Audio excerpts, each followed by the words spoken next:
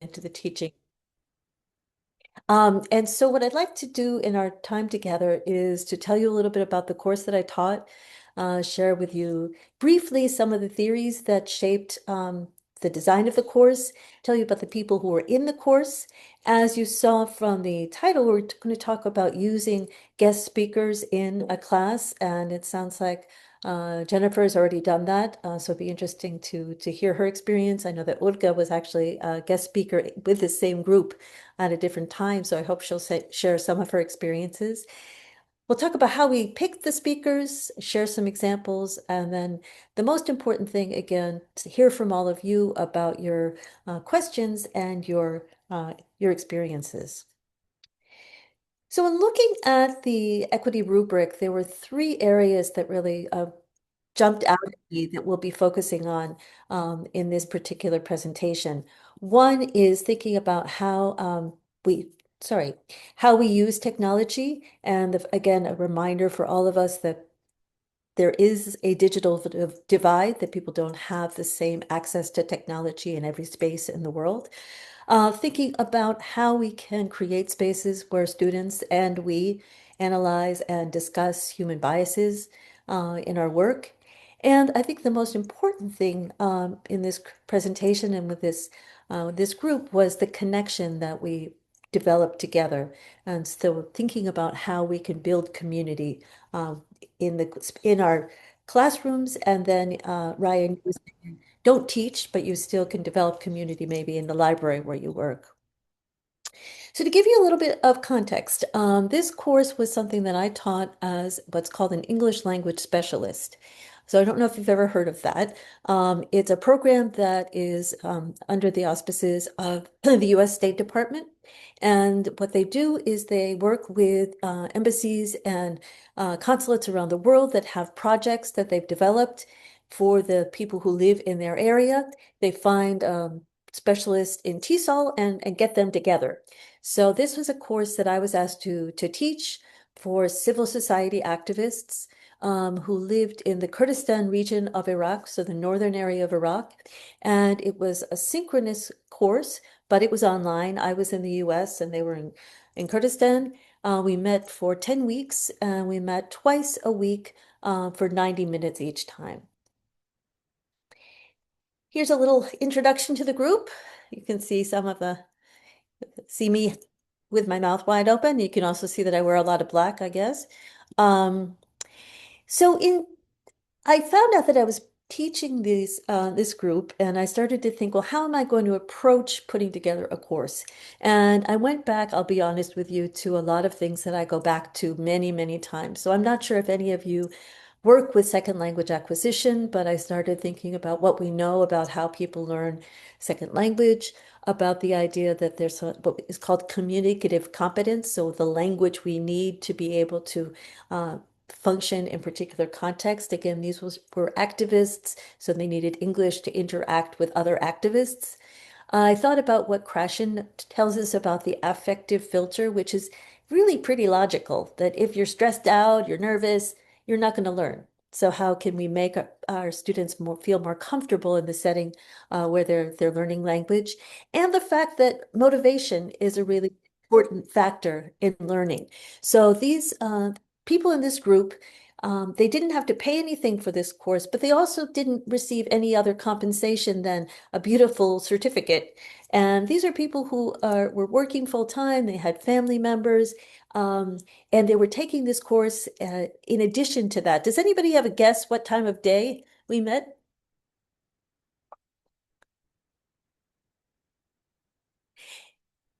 No? Okay. Well, I thought, little American me, it was like, oh, okay, we'll have class right after work at 5 o'clock. And they said, nope, we're not doing that.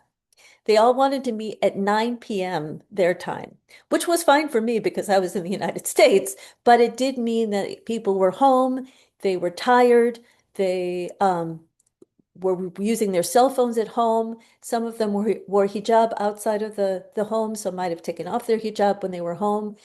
So I needed to think about what can I do to get these people to be motivated to tune in twice a week for 10 weeks. I also thought about things that we know about pedagogy. I'm not sure what backgrounds all of you have, but Paulo Freire talked about critical pedagogy, that it's not that the teacher should give information to people, but instead that information should be created, that the teacher should be the student and the student should be the teacher. Thought about what we know from Vygotsky about the fact that we learn from more knowledgeable others. So if I want to know something about uh, Turkey, I'll ask Didem or now Merve, um, or because you know you are the knowledgeable others in this particular context. We also know that it from Gay's work on culturally responsive teaching, and this I think ties in beautifully with the theme of this conference, that we should incorporate the experiences and the perspective of our students. And finally, we know from Crenshaw's work that our identities are made up of lots of different things. So we might be a woman from the United States who speaks different languages, who studied TESOL. All those things come together in one place. Oh, um, so let me tell you a little. Oh, finally, there has been some research, and Jennifer, I'd love to know more about what you drew on that suggests that guest speakers are a great way to develop student engagement and get authentic input. And in this case, I was thinking I didn't want these poor students to have to listen to me for, 90 minutes twice a week. Let's see. So let me tell you a little bit about the group. So I had 2 weeks at the before the class started to learn about them. I sent out a Google form, as I think many of us do, and asked them about their jobs. And you can see these are what they told me. You'll see there's a little bit of overlap because each person sort of chose their own job title, but there are a number of people who are working in social work or case management, gender-based violence, people working with food insecurity, several people working with finance. Um, I also asked them what they wanted to learn, what part of their English they wanted to develop, and you can see in this word cloud that the biggest ones were speaking, conversation, understanding. So these people were using English. Many of them were using English in their work because they worked in non-governmental organizations, NGOs, which were international, so they needed to communicate in English. And they were sending emails, they were having conversations, they were going to trainings, and you can see that reflected here. Some people wanted to develop their writing, also their emails. They also wanted to remember what we said about the aggression and affective filter. They wanted to feel more comfortable and more confident in their English. And I thought it was interesting that listening didn't seem to be that important. And nobody, yeah, it's like, yeah, we'll talk, but we won't listen. Just kidding. All right. So I asked them also about first in our first session whether they'd be interested in having guest speakers. They said sure. So I sent out another survey and ask them what topics they might be interested in. And if you look at the topics here, it is a very strange combination of topics, I realize, with a little bit of distance. I was trying to get some US culture in there. So we've got celebrating Thanksgiving. I wanted to have some different experiences. So I had a couple of people from Kurdistan who had spent time in Massachusetts, which is where I used to work and where I met Didem. Also experience of uh, a colleague of Didem and mine who had spent time working in Kurdistan. Also experience of a friend of mine from the Dominican Republic who works with gender-based violence. And you can just see the topics that they were interested in, which are probably not a surprise based on what you saw about their professional lives. I also left it open that people could indicate other things that they wanted to learn. And you can see that somebody down the last group, it's all from the same person who wanted to learn a lot of stuff. Um, so, so these are the topics that we ended up deciding on. And so we had, as I said, 10 weeks, and each week we would have one day where we would prepare for the guest speaker, and the second day the guest speaker would come and join us. So before each speaker, we would spend some time learning new vocabulary, talking a little bit about the topics that the person was going to discuss. And also, I tried to get the group to prepare some questions. That didn't work that well, actually. Sometimes they said, nah, we'll just wait until we hear them, then we'll ask the questions then. So to give you an idea of some of the guest speakers we had, I want to share with you some examples. So the first guest speaker, I had never done this before, and the students had never done it either. So I decided I would be the first guest speaker, and we kind of model it. So I decided to tell the group about my own experiences living in Brazil at the beginning of the 1990s. And I lived in a city called Curitiba, and you can see Curitiba um, in the southeast corner here of Brazil. And I shared with the group some different things from my experience. So I told them about living abroad before internet. And I don't know if any of you speak Portuguese, but orelho is ear, and orelhão is a big ear. So you can see that the telephone booths were big ears. That's what they called them. I also told them that during the time that I was there, the president was impeached. And I also told them about the fact that when I was living there, inflation was 1% every day. So if something cost $1 today, it'll cost $1 one tomorrow. And when we started talking about inflation, all of a sudden I went from being the expert to being one of the people who was talking about experiences with the economy, because the economy in the Kurdish area of Iraq has been very volatile at different points. And even right now, often people who work for the universities or for the public schools do not get paid for months. And so all of a sudden, if you think back to what I said about Freire, about me being the teacher, it started to flip a little bit. They were also teaching me about their experiences. I also talked about the fact that Curitiba is known as being a green city, an ecological city. And this was another place where someone else in the group started speaking up. She's a biologist and she really was interested.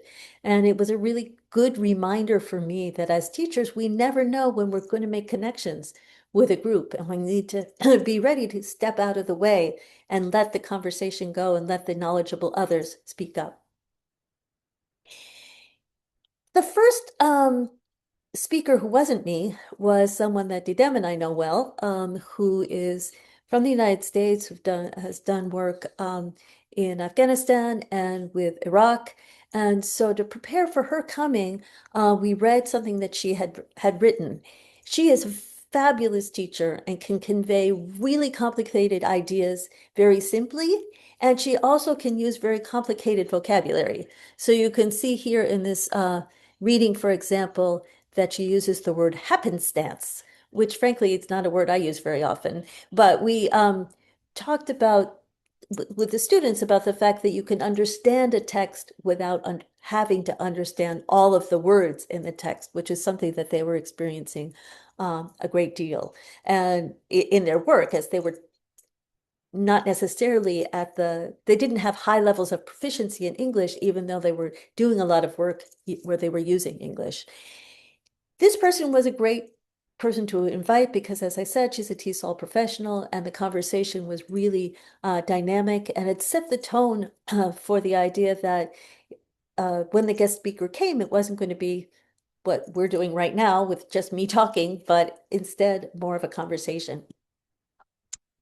The next speaker that I invited was someone who was not a TESOL professional, and I was a little bit nervous about how it was going to go. She came from Cape Girardeau, Missouri, and I think Urga and I might be the only people on this call who know where Cape Girardeau, Missouri is. That's actually where I live and teach right now.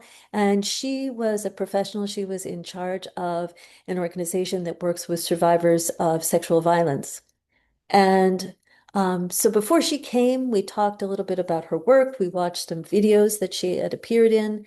And then she came and she told us about her work. And again, as I said, I wasn't sure how it was going to go, whether the participants were going to have the language that they needed to have the conversations about this topic. I shouldn't have been worried. These are some of the topics that they brought up, the language that they were using. And very quickly, I turned into the person who was sort of facilitating, maybe taking some notes, helping with some vocabulary, but they were the ones who were really leading the conversation because they, as you saw earlier, they were experts in the fields of gender-based violence and social work. And the conversations were really, really powerful. Another person who invited a friend of mine who's from originally from the Dominican Republic, and now she lives in New York. And she told us about a nonprofit organization that she founded in her hometown of Rio San Juan in Dominican Republic. I invited her for a number of reasons. One, I thought that people, the students, might not have heard of the Dominican Republic, and they might be interested in seeing some work that was being done in a setting that wasn't in the US or in Europe. Also, she's someone who is multilingual, so I thought it was important to remind or all of us that we can function and do work in a variety of different languages. When she came, I expected the discussion to be about her work and the nonprofit, but you can see these are some of the topics that came up, some complicated and complex topics. And again, I was there sort of facilitating, but not leading. I was one of the uh, part people in the conversation. And it was interesting to see that at the end, she's a historian, and at the end of her time with us, the group asked her to share some of her academic articles with us, and she did do that. Oh. So just wanted to think a little bit about some of the benefits in this case of inviting these guest speakers. Having these people come and join us offered opportunities for the students to develop their linguistic competence and to develop their linguistic confidence too. They were using English in a real way, what we call authentic language. They had what are called an authentic information gap. They were asking real questions and having powerful conversations, which leveraged their expertise about the world, their professional experiences. These guest speakers gave us numerous opportunities, as you saw, to co-construct knowledge. Again, it wasn't, as I said, the Freire model of me telling them things. We were all learning from each other, learning together, and we really did build a community of learners. Just wanted to share this with you. So the examples that I shared with you just now came from fall 2024, when I worked with a group. In fall 2025, I was asked to work with the group again, and I did for 10 weeks. And then, frankly, the money ran out, but our desire to keep working together didn't. So have been working together on a volunteer basis. But we haven't been working together recently, and I wanted to share with you some messages from the WhatsApp group that we have. Does anybody have a guess of what happened on Tuesday, April 7th?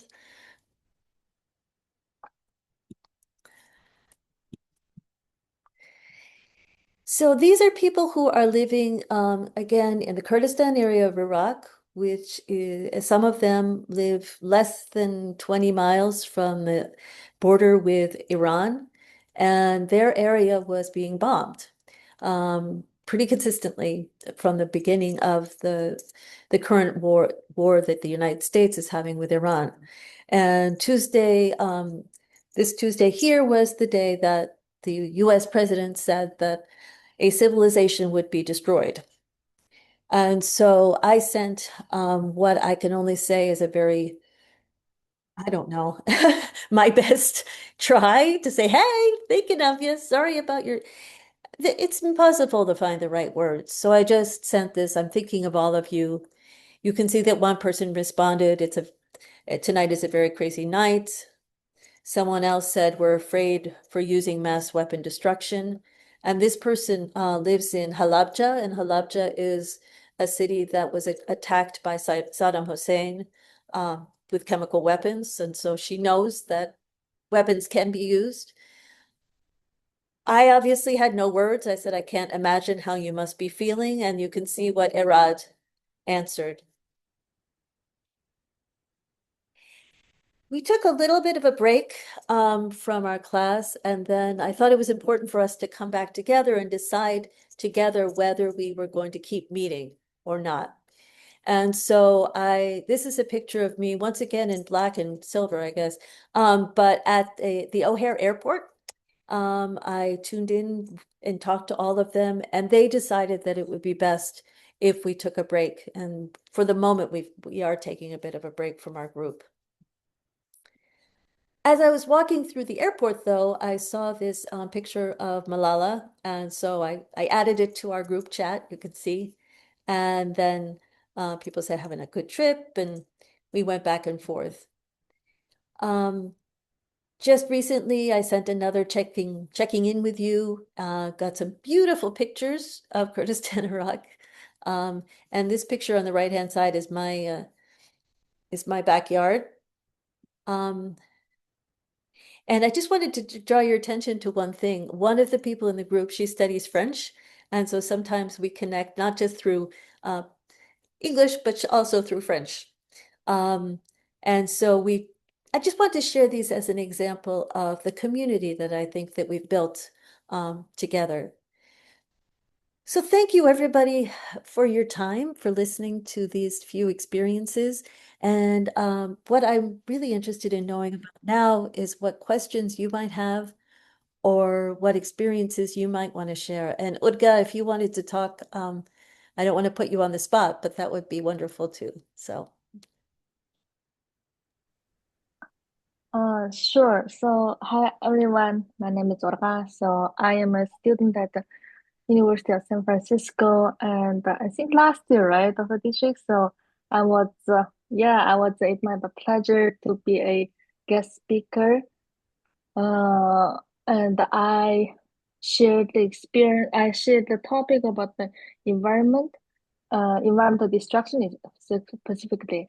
So overall, it was a very interesting and very meaningful conversation with a group of people because because it was my first time to have a deep discussion with people from Iraq, and I had learned a lot of stuff because as Dr. Dietrich said that a lot of uh, people are expertise in different areas, right? We discussed about environmental justice, I would say. We also discussed about the medical and the human rights and everything. So it was very meaningful and powerful. So it wasn't like just teachers or guest speakers teach or talk. It's just like Dr. Dishu said, it's like more student-centered or more like a discussion-based conversation. It's so each of us learned a lot from this discussion and this space. So I love the idea of building community and then sending care, right? Care to each other. So I appreciate this opportunity. And then, yeah, so I learned a lot. Thank you. thank you, Olga. Just a tiny, tiny bit of context, as I mentioned. So the examples I shared with you were from 2004. And then 2005, we had other guest speakers. We were working with the Sustainable Development Goals of the UN. And so Olga, who is originally from Inner Mongolia in China, came and shared with us and told us a little bit about her experience. And as she said, after that experience, she and I were so excited, and we're hoping to keep talking and thinking about that experience together. Yeah, and if you would like, you can always put your questions in the chat and I can ask for you as well. Right.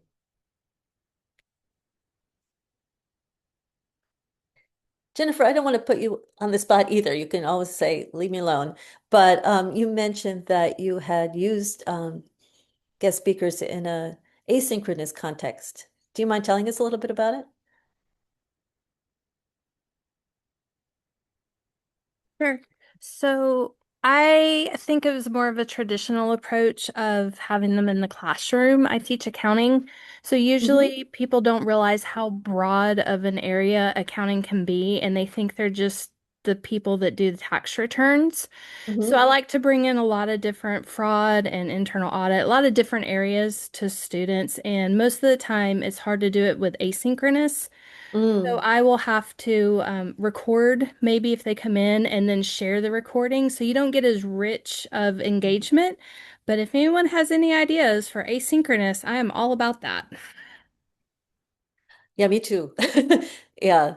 No, it's very, very different. I'm glad you said, thank you, Jennifer. Yeah, I think really creating that community can be complicated in an asynchronous space. What do people think? Any good suggestions for her?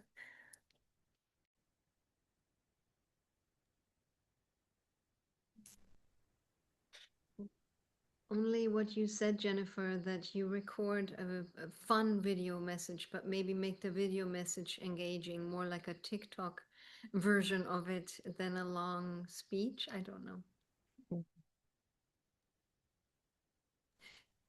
What? Something I've been doing too, Jennifer, is having my students record themselves in response to things. So instead of doing the writing out a d- um, discussion, something too, and I don't know that this would be appropriate in this case, but I was teaching a course on how to use technology in teaching, and our last post was all just sharing memes with each other.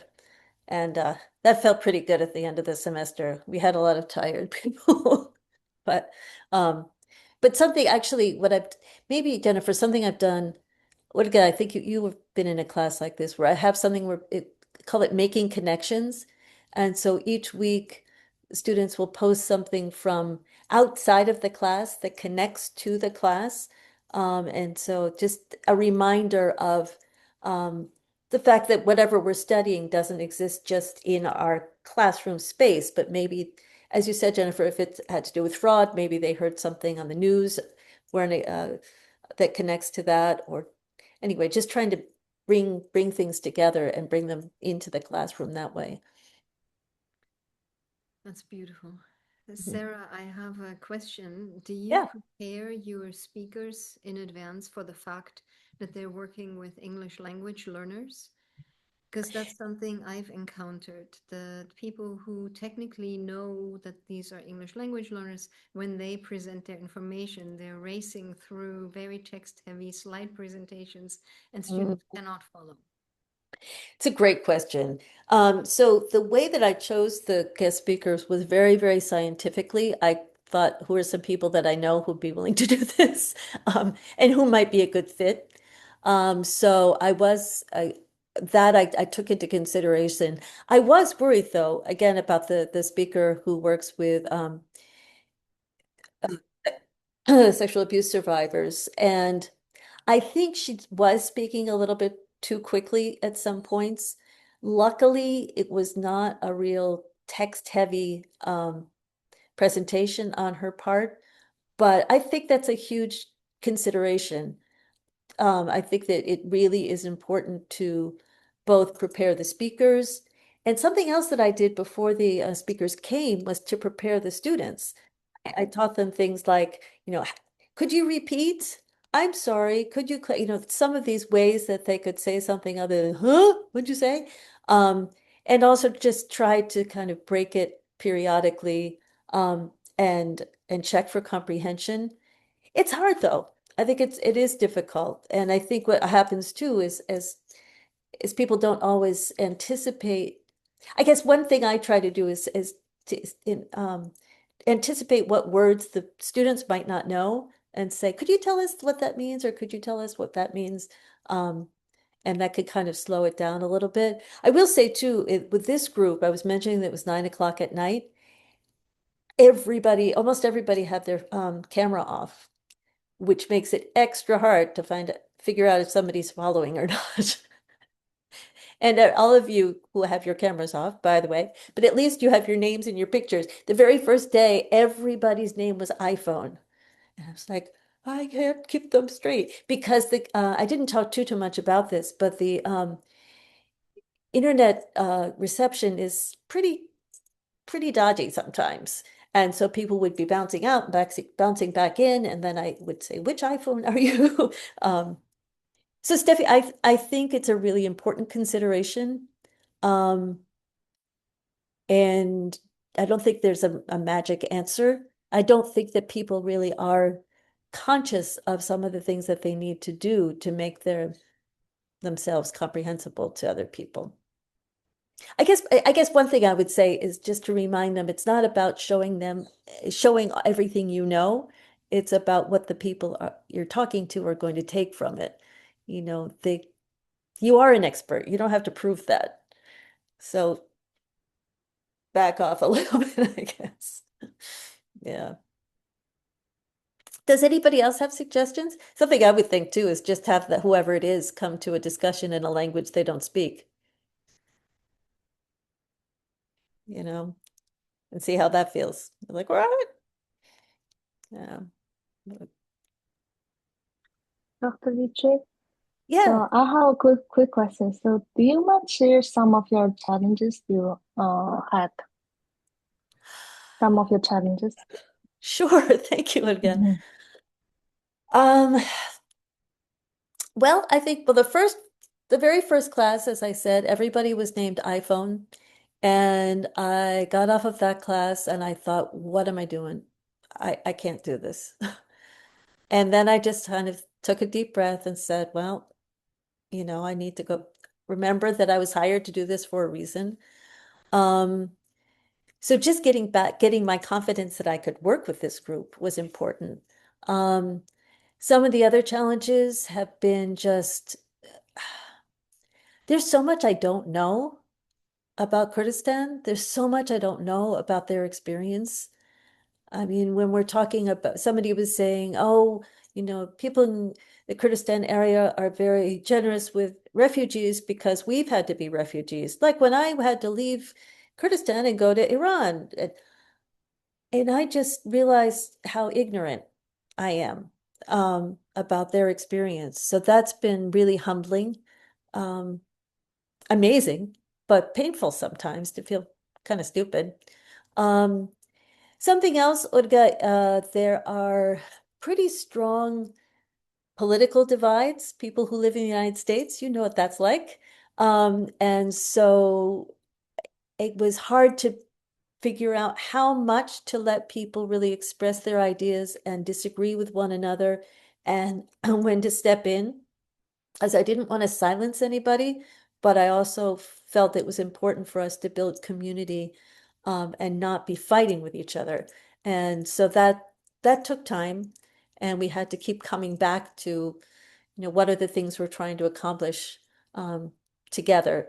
And there were some, I'll give you an example. We were talking, when I was talking about Curitiba, I was talking about transportation. And one of the people said, yes, transportation is a big issue um, for women because there isn't transportation, so it's not safe for them to go out.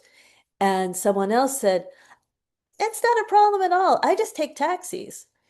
And so you could see a very big difference between someone in the capital who had socioeconomic power and someone who was in a much smaller city who was talking about some people who had much less privilege.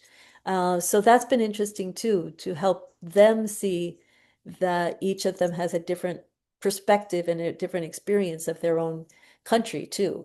That, and I guess the last thing, really, frankly, Olga, I don't, I apologize if I'm being too political for anyone, but it's not always comfortable to be a representative of the United States right now. I struggle with that. I don't agree with many of the ways in which the United States is functioning as a country. And so I feel like it's important to to be open about the imperfections of the United States too. So Yeah, I appreciate that, Sarah. To have cultural humility too about our positionality in the world, especially right now, talking about intercultural competence with, it's a very interesting moment. Yeah. Yeah. And I think thank you, Steffi, for saying that. I think the thing that I'm really aware of is I've been brought in because I've experienced teaching English, Mm. not because I'm the most knowledgeable person in the room. And there are things I can bring to the conversation, but there's so many times I can just get out of the way. And I've learned so much by doing that, trying to do that as much as I can. That's beautiful. I see just Jennifer made another comment, Oh, more yeah. a question. She says she worries about students not interacting, and it sounds like you were eager to engage. How do you handle it when they're not willing to interact as much as readily? Yeah. It's complicated. It really is hard, Jennifer. And that is back to Olga's question about some of the challenges. Um, People had lots of different levels of English proficiency. And so it's always hard to make sure that those people who are a little quieter or who don't feel comfortable have some space and don't feel forced, but also that they have some space. Um, so sometimes I would call on people.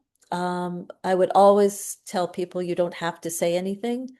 And again, would get back to the question of challenges. I mean, it's really hard when you can't see the people. At least usually, so if Steffi has a question and she leans forward, I can see that she has a question.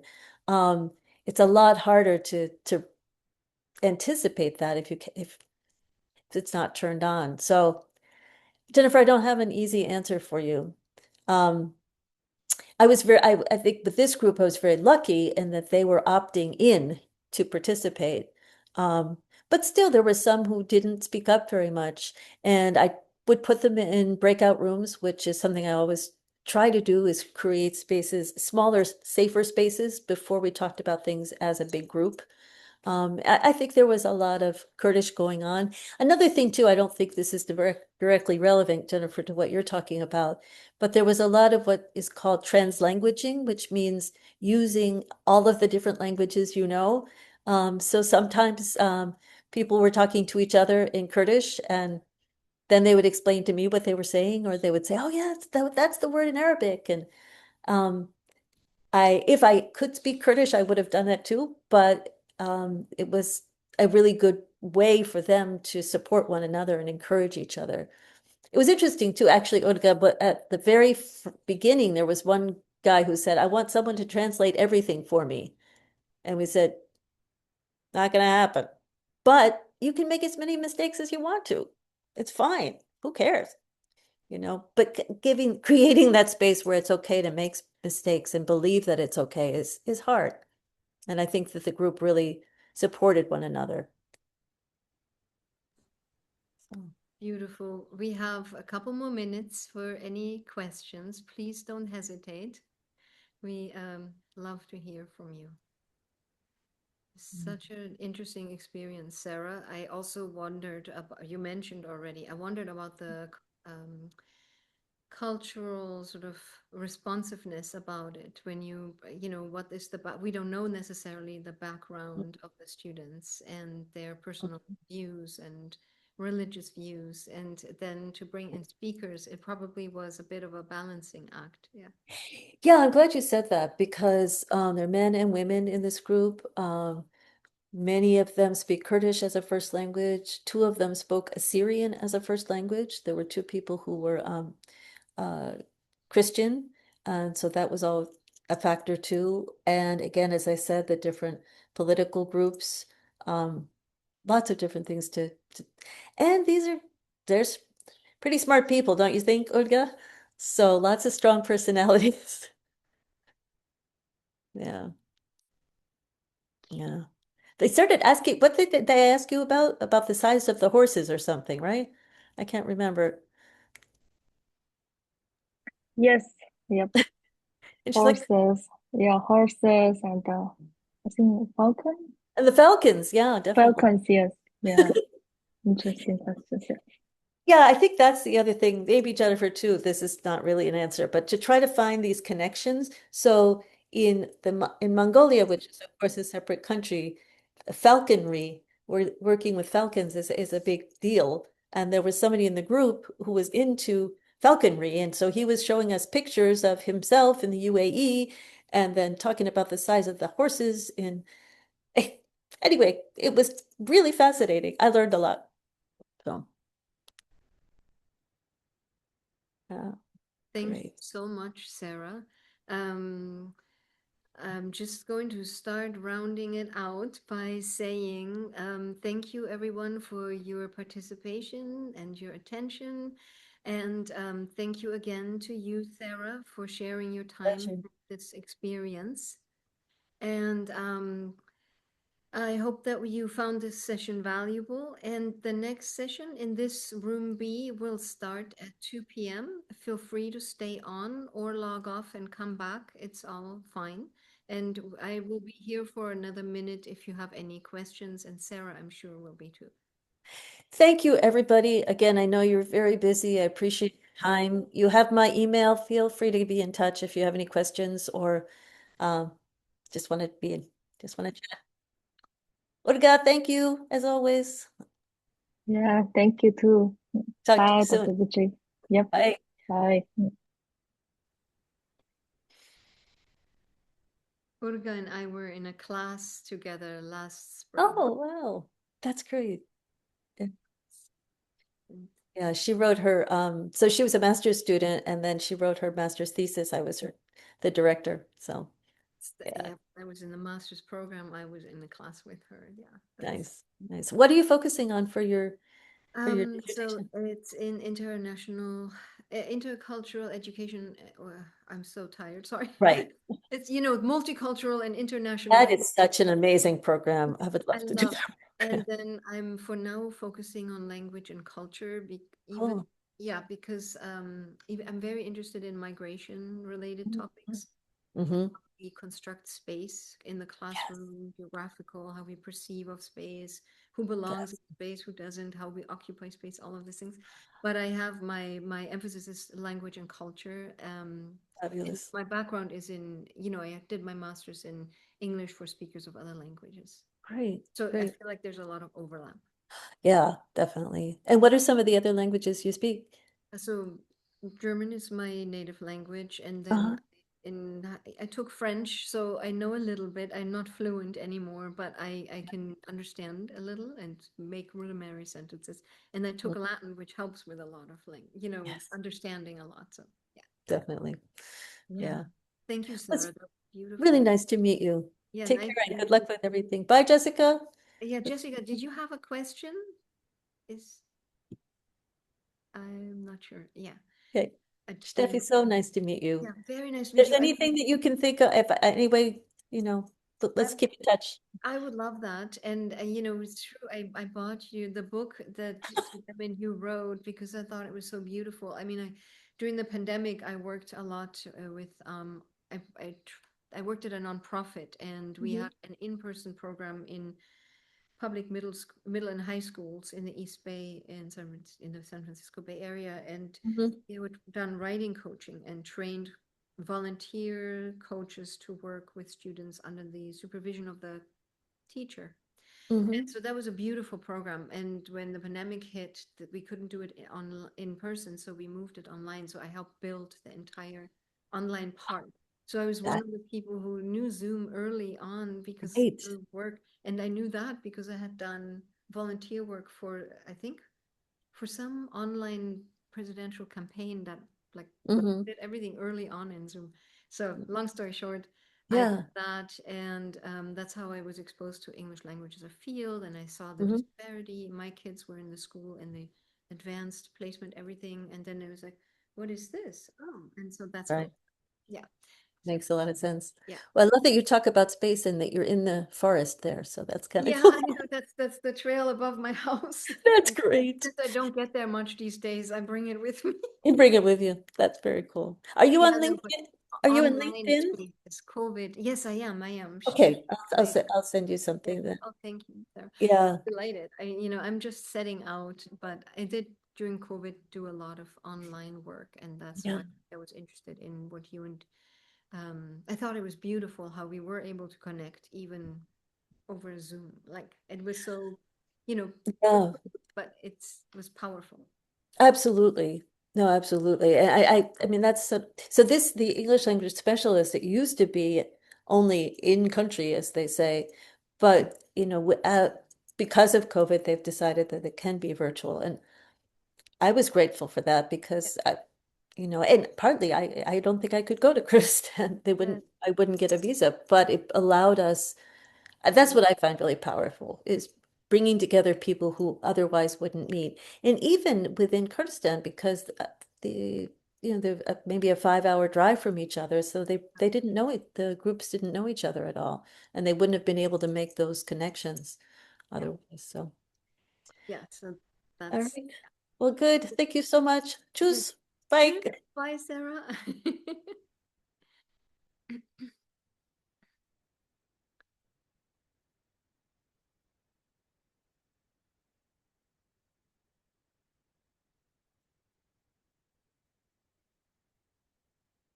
Ah, Gina. Okay. Gina? Yes. Hi. Hi. Let me Yeah, no rush, no pressure. I just wanted to check if you're the next host. I want to give you host privileges. oh yes. Oh, yes, I am. And then let me start video. There we Oh, go. yeah, no rush. You can turn it off. I just want to make sure I'm giving it to the right person. Okay, yep, I am the next person. Yes, nice to meet you. I'm Steffi. I just finished. So I will Okay. make you host now. Let me actually cancel recording. Sorry, first. Okay, stop recording.